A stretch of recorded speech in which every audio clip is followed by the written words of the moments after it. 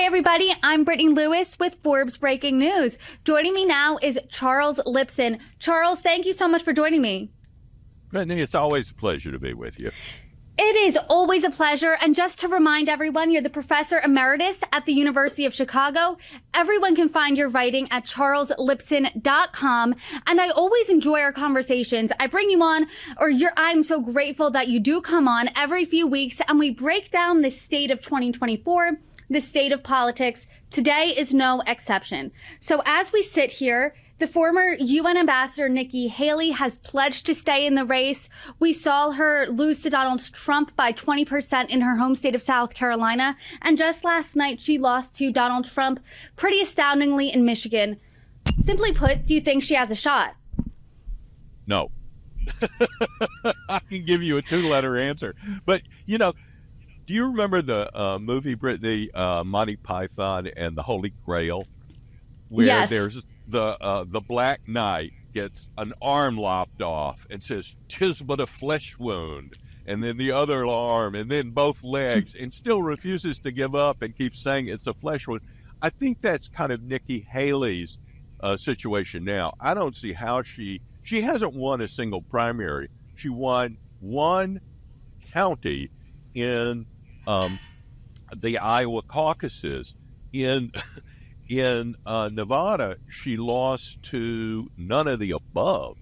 But I think that while she doesn't have a chance, and there are questions about why she's staying in, that doesn't mean that the problem of her vote, about 26% or so in Michigan, isn't a problem for President Trump in the general election.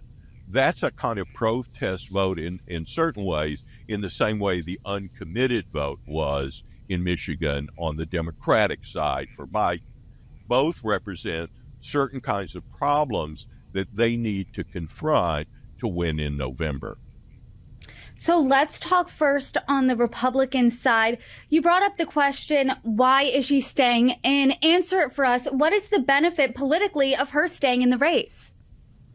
I think that, first of all, candidates tend to stay in as long as they've got money to keep running. And she has, even though the money is beginning to dry up. Some of it came from the Koch network. Some of it came from Democrats who are actually either liked her individually or just wanted her to stay in to give Trump trouble.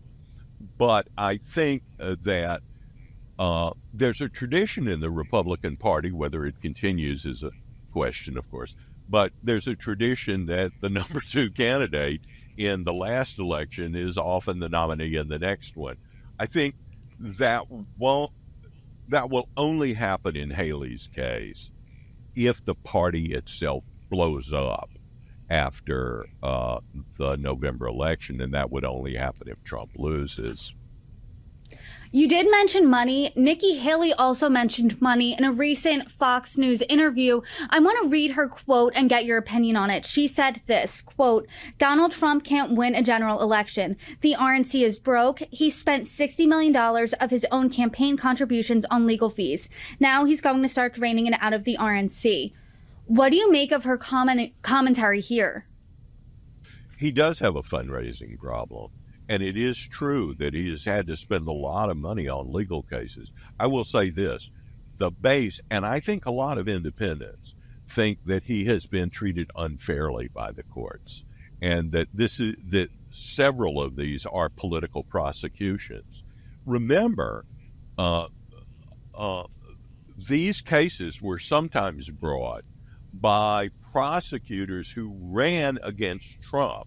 That is, they found the candidate, and then they found the person, and then they found the crime, rather than the way that we're supposed to do it, which is where you find the crime and then go after a person. In the case of New York, with this $500 million judgment, for example, no previous real estate developers have ever been charged with that crime, much less receive that kind of a huge financial penalty, unless it's overturned, as it may well be.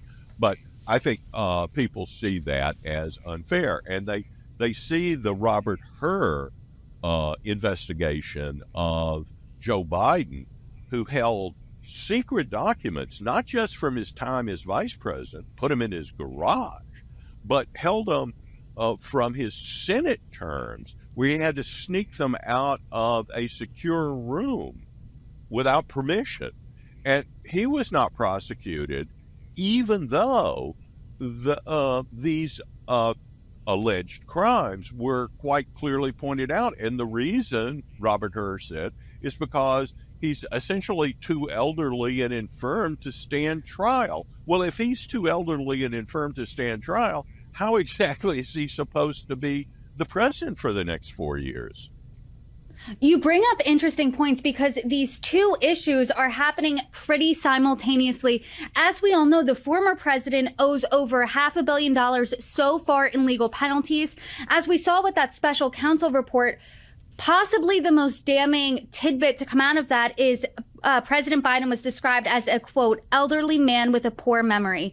What are the implications here for both Trump's issue and Biden's issue? Will any or both have any implications in the election in 8 months? I think they will have huge implications. Let me take Trump's first. I think that Trump's vulnerability really is if he's convicted of a crime as opposed to a civil penalty. And if he's forced to sell buildings or so forth at pennies on the dollars, I think there'll be a huge effect on the business climate in Manhattan, in New York. And I think there'll be a lot of sympathy for someone who looks like he's been politically prosecuted. What's happening in Georgia is with the DA, she's just a travesty. And that case looks like it's on very thin ice right now. Again, that's somebody who ran on the idea of going after Trump. And I say all of this not as somebody who is a real Trump supporter. I'm not. I'm just trying to be an analyst of what's going on. Now, Biden's problem is quite different, it seems to me. He has one legal problem, which is really a perception problem. It's just very clear, I think. He won't be impeached. But the impeachment investigation is really highlighting a big problem that he has, which is that he got rich by a family that was trading off of his name. And he engaged in phone conversations and physical meetings in the White House with almost everybody who gave money to the family. So whether he benefited directly or not, it's actually a crime if your family gained these kinds of benefits. But the issue is not so much the crime as whether the public perceives him as being part of a corrupt enterprise. I think the bigger problem is that he's got a vice president who the public really doesn't like and really doesn't want to be president. And so the more Joe Biden looks like he may not make it through a full second term, the more Republicans will run ads saying a vote for Joe Biden is really a vote for Kamala Harris for president. And that's not an appealing prospect to a lot of voters. Joe Biden is not very popular. His popularity is around 40%, depending upon which poll you look at. Her popularity is even lower. And that's not a good sign. And they can't easily drop her and pick up someone who's more popular, like Governor Whitmer of Michigan, because they risk alienating the African-American vote, which is absolutely essential to any Democratic victory in the general election. So they're stuck with her, I think, as long as he's on the ticket. And if he essentially, he'll try to hide from the public like he did last time, run a basement campaign, rely on advertisements. He's raised a lot of money for that.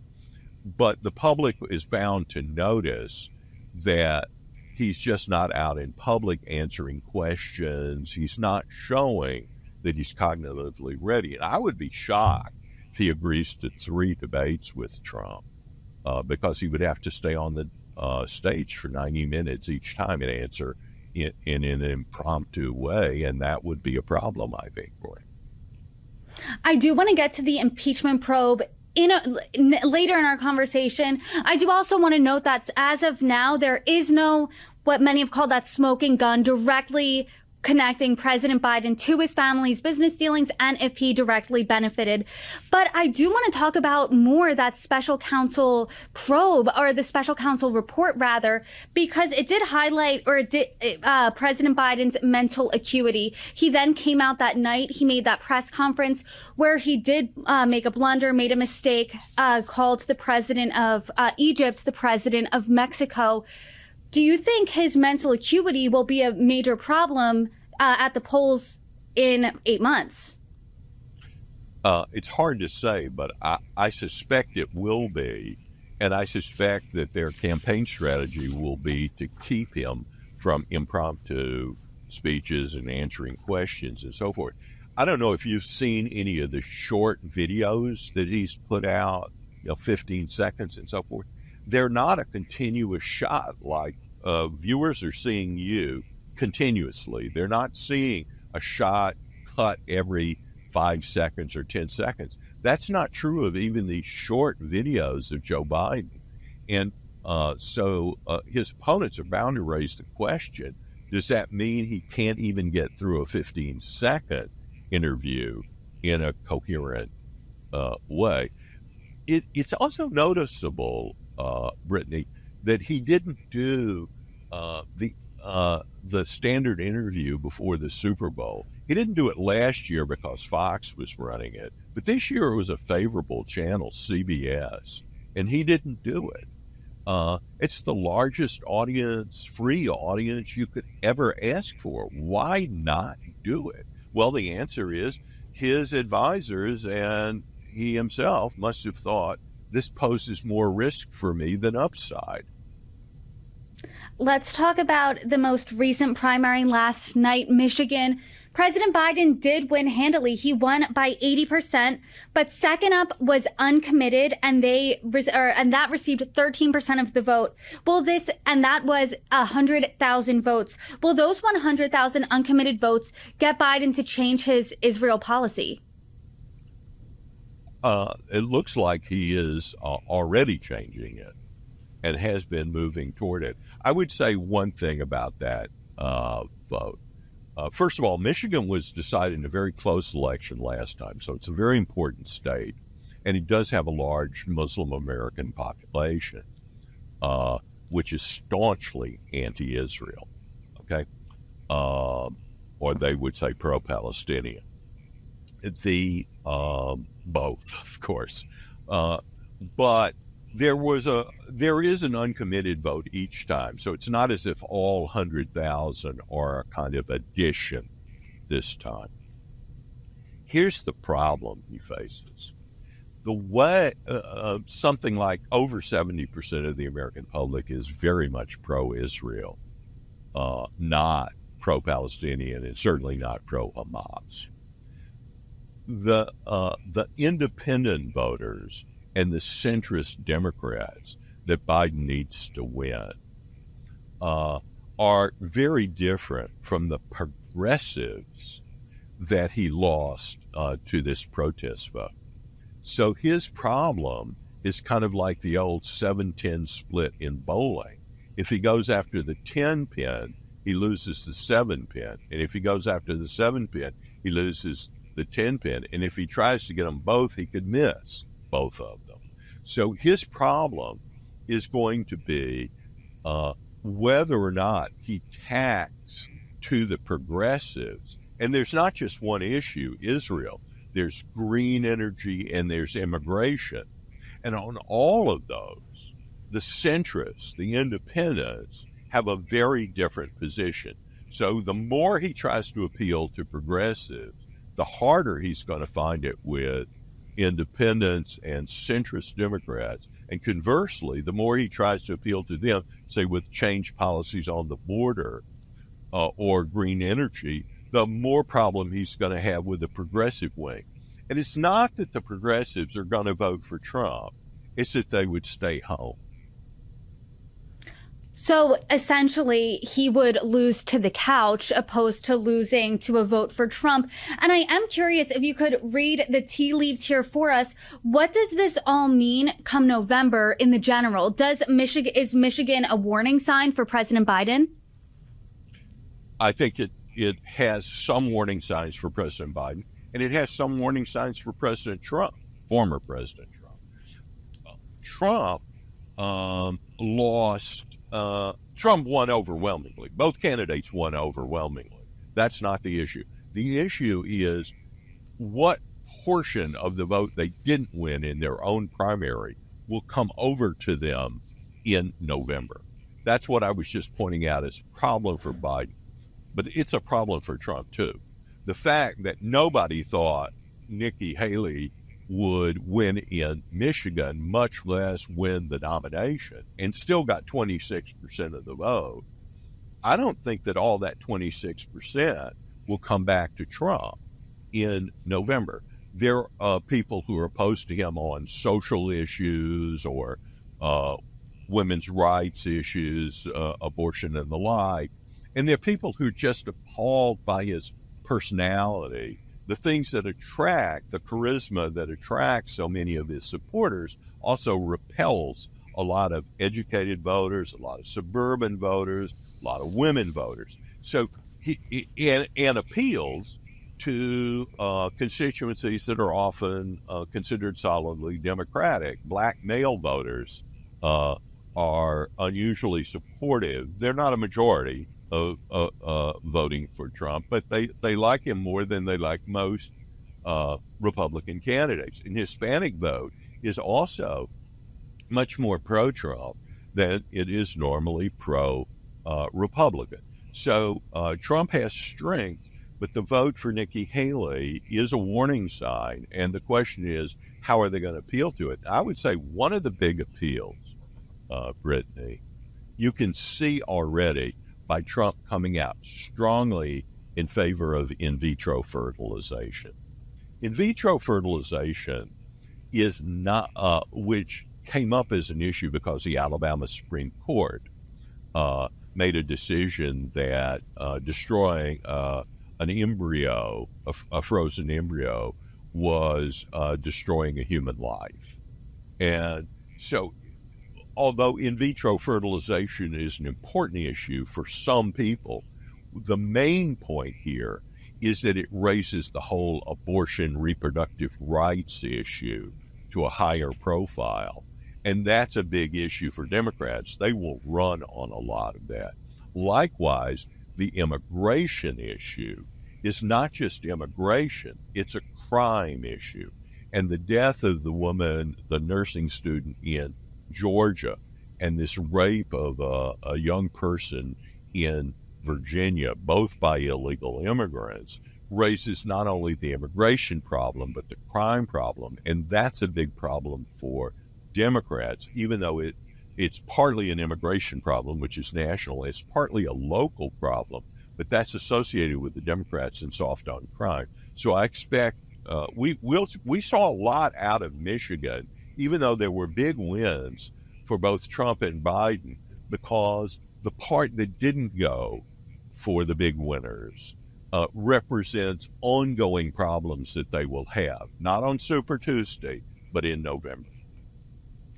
Reproductive rights, the immigration, the economy continue to be top issues. And speaking of immigration, both former President Donald Trump and President Joe Biden are doing dueling border trips this week. What do you make of that?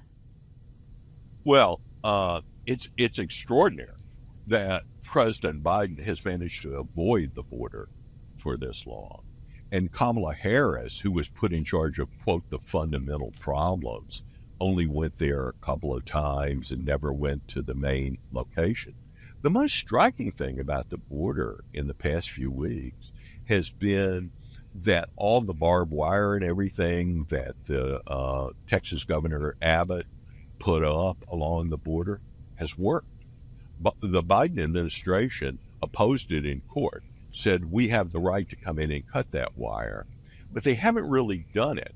And the result is that in places where as many as 5,000, 6,000, 7,000 a day were coming across the border, it's now down to 200, 300 a day. I mean, it's really kind of worked. And so Trump is going to emphasize that. And he's going to emphasize, I tried to build a wall. And not only did the Biden administration stop that and overturn unilaterally with Biden executive orders in the first week he was president, overturned all my successful policies, Trump will say. But they left the materials that had already been paid for the wall lying there to rust on the border while they allowed thousands and thousands, 7 million people, more than 7 million, have come in since Biden was president. That's a huge number. It's more than 35 or so states in the union. And he'll say Biden will try to blame it all on the Republicans not signing a compromise immigration bill. And maybe they should have, maybe they shouldn't. There's a debate on that. But all of these people came in before that. I don't think that argument will stick. And now that these people are coming into Arizona, that's where they're moved over to Arizona and California. You're going to see huge problems there. And Arizona is a purple state, a swing state, and none of these states have the resources to deal with this. And there's one more problem. There's a lot of Chinese that are coming in. There are people coming in from the Middle East. There are people who are gotaways, they call them, who are never approached at the border. Some may be terrorists, some may be spies, some are part of criminal gangs, and none of this is good for America, and none of it's good for President Biden. Let's talk about where each of the candidates are right now. As you did note, former President Donald Trump did slam that bipartisan bill, that border bill, to the point he said, if this doesn't pass, blame me. He said something to that effect. President Biden, as we know, I believe this is his second trip to the border, this upcoming one. And under his administration, we have seen historic border crossings. So do you think either or both of these trips are performative? They're all performative. That's all they are. No policies are dependent upon them. But I think it's a problem for a lot of Democrats in the election. Democrats have visited the border, and as they now say, every state is a border state. It's a big problem in Chicago, which is not on the border of any country, and it's not because Governor Abbott has shipped a bunch of people by bus to these states. It's because people are moving out of the border areas to states where they think there's employment. That has split the Democratic coalition. You wouldn't know it from the talking heads on TV, and you wouldn't know it from African-American politicians. But African-American constituencies on the ground in places like Chicago are just furious about this immigration for several reasons. One, they compete with these immigrants for jobs. And the other is they don't want to see them in their neighborhoods in encampments. In Chicago now, you never used to see Hispanic beggars. Now you see them everywhere. You see them downtown in Chicago. You see them in supermarket parking lots, in the suburbs, and in other areas of Chicago. My area, which is several miles south of the Chicago Loop downtown, it's the University of Chicago area. You now see Hispanics on the street begging with signs saying they're from Venezuela. They may or may not be, but they all have babies or carriages with them. They're begging. And the resources needed to deal with the very human issues related to these migrants have to come from somewhere. And many of the people who depend on state and local budgets are poor African Americans. They're also poor Hispanics. There's a lot of resistance to this immigration in the Hispanic community. So it's a big problem.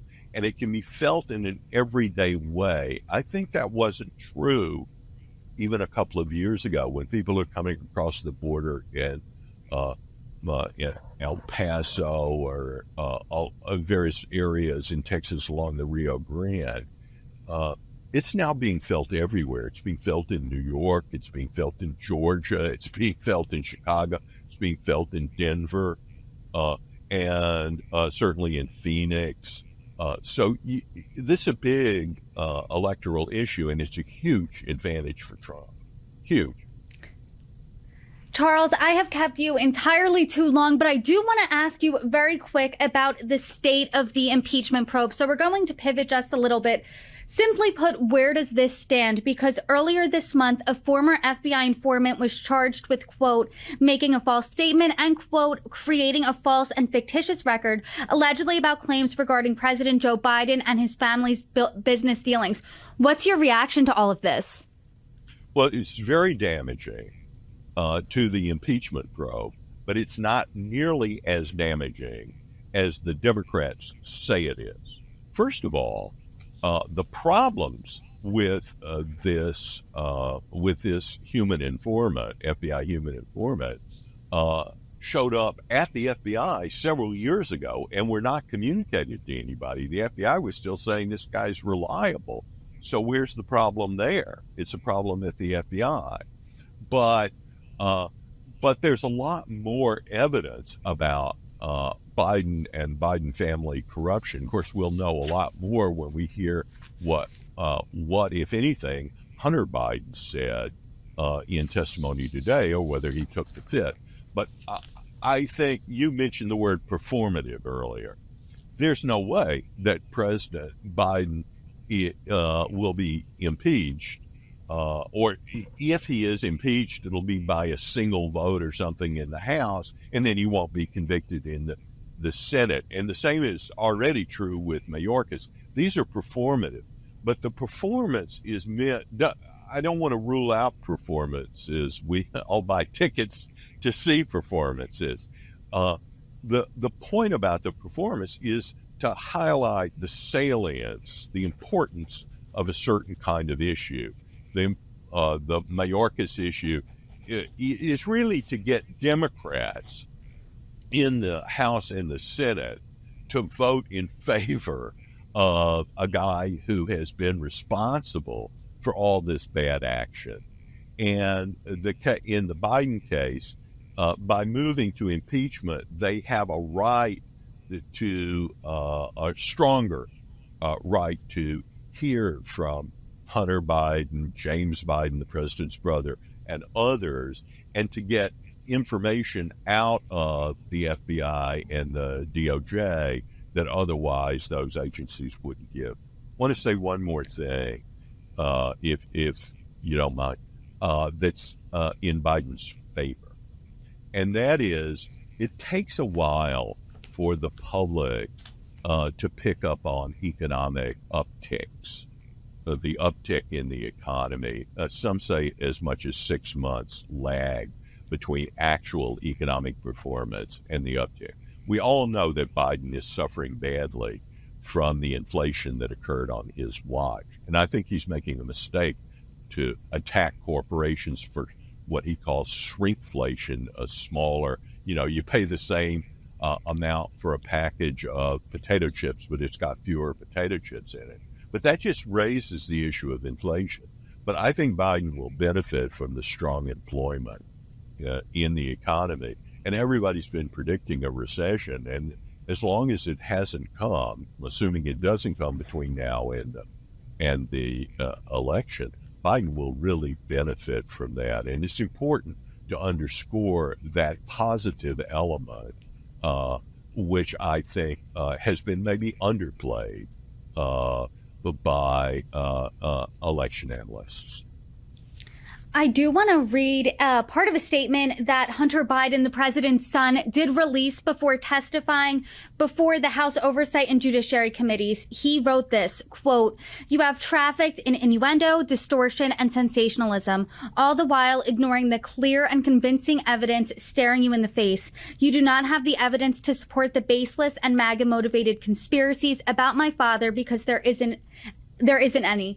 So to your point about performance, obviously an impeachment inquiry is a enormous deal. Obviously, trying to impeach the DHS secretary is historic. Do you think any of what you've described as these performances will have an impact in the general election? I think that Biden has already been damaged by the fact that he appears to be the centerpiece of how his family got rich.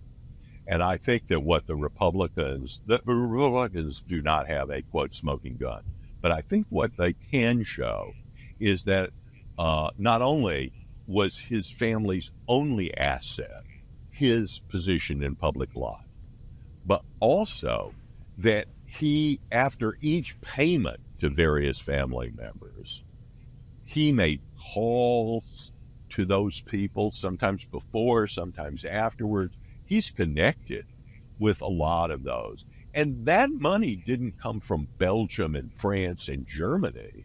It came from these very corrupt countries, many of which Vice President Joe Biden had been put in charge of the foreign policy of the United States by President Obama. So it was, and that can't just be excluded because Smirnov, the one person who's now been indicted for false testimony, it does damage the Republican case, but that's not the only evidence that the Republicans have. And I might say that the Republicans make an interesting point. What about all that false evidence given by Christopher Steele? Why wasn't he indicted? What about all the Russian hoax? Why weren't any of those people indicted? What about Vice President Biden saying that all the Hunter laptop thing was Russian disinformation? Nobody paid a price for that either. So I think that there's the fact is this is going to be a heavily negative campaign, Brittany. I think that the argument will be, except Trump's base will hear the argument, he's great, vote for him. Some of the Democrats are saying that about Biden. I hear them say it to me. He's great. He's been very effective as a president. But I think most voters will be given the following message: don't vote for the other guy. He's terrible. And that will be the main message of the campaign. It will be a negative campaign with a lot of mudslinging. On that happy note. On that happy note, that's really interesting because I was talking to pollster Frank Luntz last week, and he essentially said this could be, or probably will be, the most vicious campaign season he has seen in modern history. And on that note, I will let you go. We will leave it there. Charles Lipson, thank you so much for joining me. It's always a pleasure, Brittany. I look forward to more.